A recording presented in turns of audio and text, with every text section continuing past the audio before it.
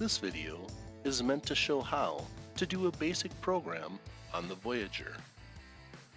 We'll follow and use the Voyager basic programming sequence that we use in the training class at Park Industries.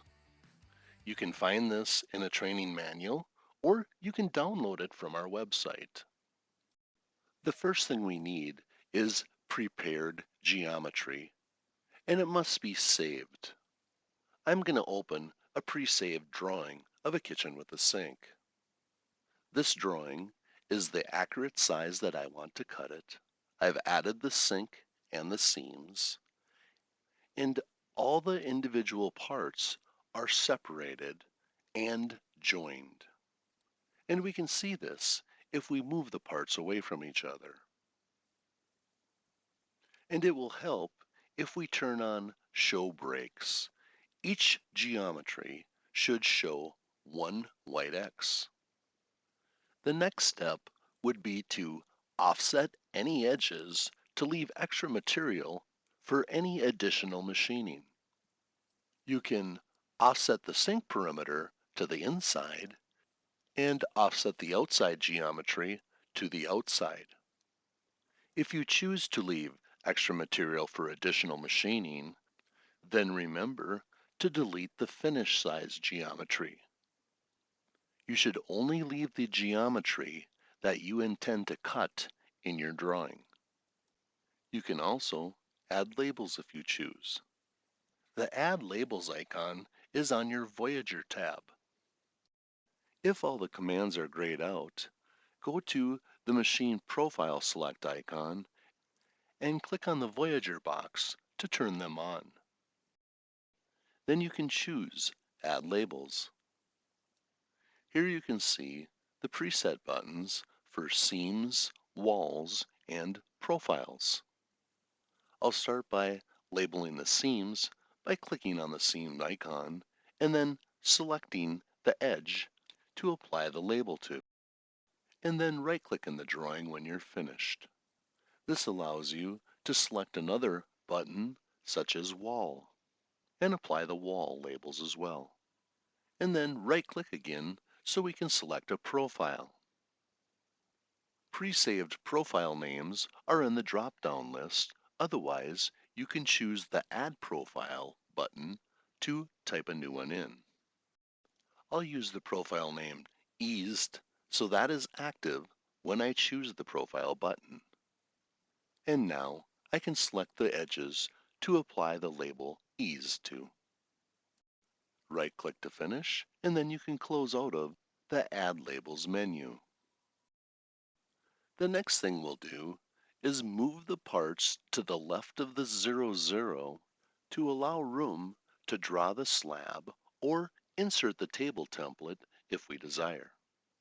This can easily be done by choosing Move, selecting all the parts, choosing to pick the parts from the right side, sliding them over to the left, clicking to set them down to the left of the 0 location. Next, we can insert the Voyager template. This table template is needed when showing proper placement when cutting miters.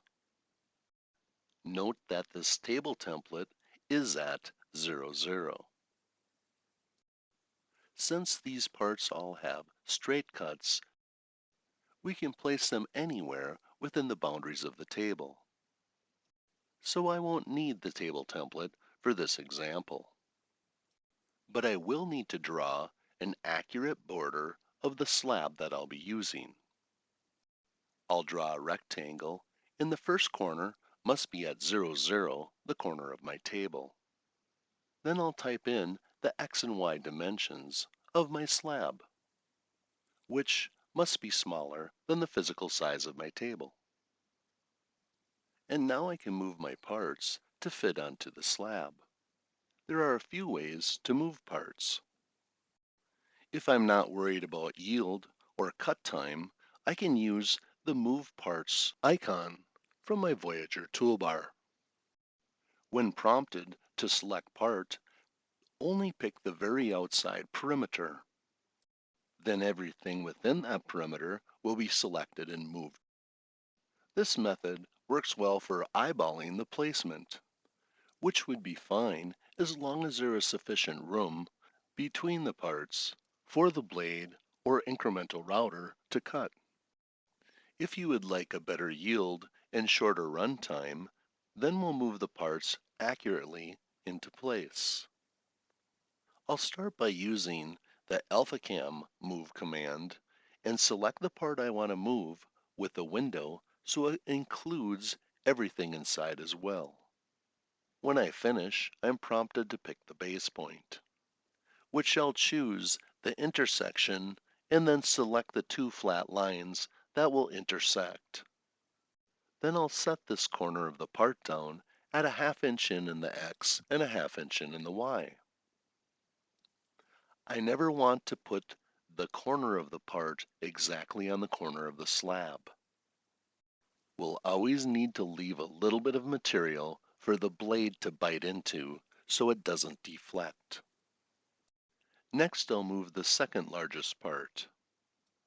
This part needs to be moved and rotated. I would like this part to be aligned with the other and separated by the width of the blade. To do this, I'll use the Join Parts Command Line Cuts from the Park Industries Voyager tab. And the only thing that I'll have checked in the pop-up window is Blade Curve. Now I'm prompted at the bottom of the screen to select the edge of the part to be moved. So I'll want to select this edge of the part to be moved over to this edge of this part. But it's not only select the edge, I have to select closer to this end of this edge. And when I click, I am prompted to select the edge of the part to align it to, which would be this end of this edge. And when it's clicked, the other part will align itself to it. And because the parts are a blade curve away from each other, one blade cut will separate both pieces. And the edges are aligned as well, so one pass of a blade will cut both parts. Now if we use the same method on this third part by selecting this end of this edge to go to this end of this edge, we may not have got the results we were expecting. That's because this command aligns one end of a line to another end of a line, and the radius isn't taken into consideration. So we can encapsulate this part in an enclosing rectangle first. I'll undo this move so that we can see it a little clearer. If we would choose enclosing rectangle and select this one part and then finish, we can use the straight edge of this enclosing rectangle to align it. So this time, when we choose Join Parts, we'll keep the same settings of blade curve, and we'll carefully select this end of the enclosing rectangle to align it to this end of this part. And now we can see that we have these two straight flat edges aligned. And we will get different, maybe better results if we enclose the base part in a rectangle as well. I'll undo and choose enclosing rectangle, and then select the other part and finish. And we'll choose Join Parts again with the same blade curve setting. I'll carefully select this end of this edge of the enclosing rectangle to be moved, and then this end of this edge of this enclosing rectangle to align it to. And now we have these two straight flat edges aligned so that one pass of a saw blade will cut both parts. If you choose to use the enclosing rectangles, make sure that you delete them when you're finished, so that only the things that we want to cut are left in our drawing. If there were extra parts, we would go to the Home tab and choose Save Selected to save them into a different drawing. Let's toolpath all the parts we want to cut. We'll choose Auto Toolpath. We'll use the same settings as we did in the first video, and then we'll select everything that we want to cut and finish. With the toolpaths applied, we'll see some familiar symbols, where a tight cut was applied to maximize the length of the cutting. We also see the red lines where the saw blade wasn't able to cut, in these cases because they're arcs. These arcs and the inside of the sink will have to be cut with an incremental router, which we'll manually apply as soon as we verify that we have enough spacing for the router bit that we have set in Tool Select. I'll draw that diameter in as a circle so we can get a better visual.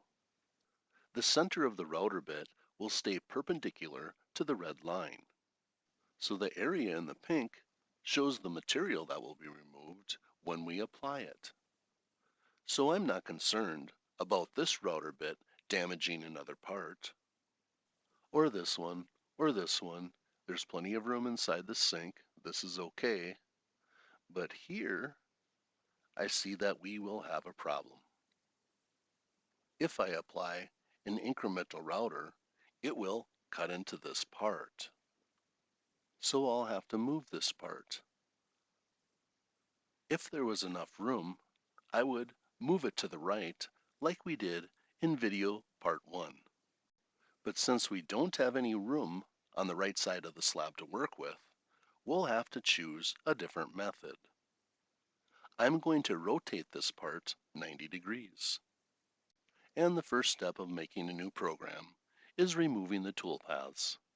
I'll rotate and move my part again by using Join Parts Common Line Cuts. And I'll leave my spacing set to blade before I carefully select this end of this edge to be aligned to this end of this edge, to have these parts separated by the width of the blade and perfectly aligned at the bottom for one continuous cut, which we'll see when we auto toolpath again. And we've moved the arcs into a position where they won't interfere with another part. I'm going to do step 10 next, extend the cuts to the border. By choosing Extend Cuts to Border, then selecting the border, and then I'll carefully select the ends of the toolpath that I want to extend to it. And watch to verify that the toolpaths do not go across a good part. And step 9 is to apply any needed manual cuts, in this case, the incremental router. The tool that this will use can be found under Tool Select. And then if you have more than one incremental router, it'll use the one that is currently checked when you close out of the window. To use Incremental Router, we'll select the icon, verify our settings, and then follow the command line. And I'll click on the red geometry that didn't get saw blade cuts to apply the router to. And then I'm asked to pick a side. This is just like AlphaCam's offset command. So I'll choose to offset the router bit to this side. And now I'm given an option. If needed, I can pick two specific points for the start and end of my cut. But we usually want to cut the entire length of the red line. So I'll just right-click to do so. And I'll repeat this process for all the rest of my red lines. Pick it, select a side that I want the router bit to cut on, and then right-click to cut the entire length of the line. I'll use the same process on the inside of the sink. Of course, the cut side will be to the inside of the sink. It is normal to have each router bit path come out a different color. And I'm not going to apply router cuts to these small red lines left over from the tight cut because we didn't allow enough spacing. Those will have to be manually finished after the interfering parts are removed. And step 11 is we'll order the cuts as needed. If the order of cuts panel isn't open on the left side of your screen, choose the icon to open it. And you can order the individual saw cuts like we did in the first video if you'd like. But we must move all of the milling bit cuts to the top so that they cut first. All of the mill bit cuts are under operation number 2 because they were applied after the saw blade. So we'll move the entire operation to the top by highlighting it and then clicking on the arrow to move it up. And you can view or change the order of the individual cuts if you'd like, as we did in programming part 1. And finally, to make a program, we'll make sure that it has a name, which this does because we opened a saved drawing. And then we can choose to send Gcode, fill out notes if we'd like, and then view our job sheet. So let's run through those steps again, this time a little quicker. I'll start by opening a saved drawing that's already been prepared like before. In this completes step 1, we have prepared geometry, and step 2, we saved it as a good file name. Step 3, move all parts to the left of 0, 0 to make room for the table or slab. I'll first zoom out a bit, and then I'll use Park Industries Move because I just need to move them quickly into an eyeballed location. Click on the perimeter and click on a spot to set it down. And step number 4 is to insert the table template from the Voyager tab. I usually only use the table template when doing miters. Instead, I ensure that when I draw my rectangle for the slab, that it starts at 0, 0, and that its overall dimensions are not larger than my table, and the slab would set in the front left corner. Step number 6 is to move all the parts onto the slab. And I'll start by moving the largest part accurately with Move from the Quick Access toolbar. I'll select everything I want to move together, Finish, and then I'm going to use Intersection to select the part from its lower left corner by selecting Intersection and then the first and second line that would intersect in the bottom left corner. And then I'll set it down a ½ inch in and a ½ inch in from the corner of my slab. The rest of the parts I'll move into position using Join Parts Common Line Cuts, thinking about where the incremental routing might be as I place them into position. Selecting an end of an edge to be aligned to another end of the edge, in this case separated by the blade's width. In step number 7, we would go to the Home tab and use Save Selected to select any parts, if there were any, to make a second program. Step 8, we'll use Auto Toolpath to apply all of our saw blade cuts by selecting only what we want to cut and then following through with the finish. Step 9 is to apply any manual cuts as needed. In this case, Incremental Router. We'll verify the tool and the material thickness. We'll select the red geometry that we want to cut, pick the side for the router bit to cut to, and then finish the cut by right-clicking. Continue and repeat these steps with all the red geometries that still need to be cut, making sure we're cutting to the correct side. Step 10 is to extend the cuts to the border. When you select it, Always select the border first, as prompted on the command line. Then select the ends of the toolpaths we wish to extend to it, being careful not to extend one across a good part.